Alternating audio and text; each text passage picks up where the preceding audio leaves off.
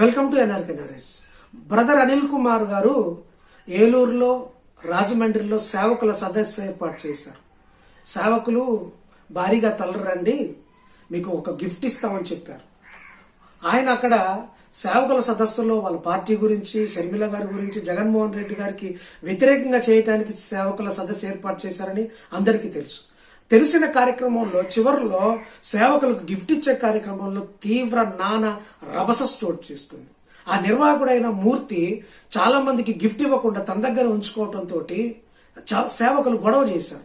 గొడవ చేయడంతో పోలీసులు వచ్చి ఆ నిర్వాహకులను చెదరగొట్టి వాళ్ళిద్దరిని పోలీస్ స్టేషన్లకు తీసుకెళ్లారు. ఒక సేవకుల సదస్సులో సేవకులు పోలీస్ స్టేషన్లకు వెళ్ళటం ఏంటండి? అనిల్ కుమార్ గారు మీరు ఏం చేస్తున్నారు? ఏమి హిడెన్ ఎజెండాతో మీరు ఈ సేవకుల సదస్సును ఆయా ప్రాంతాలు ఏర్పాటు చేస్తున్నారు? సేవకులు ఏమైనా బిచ్చగాళ్ళ పోలీస్ స్టేషన్లకు వెళ్ళేటట్టుగా చేశారు? ఇవన్నీ మానండి.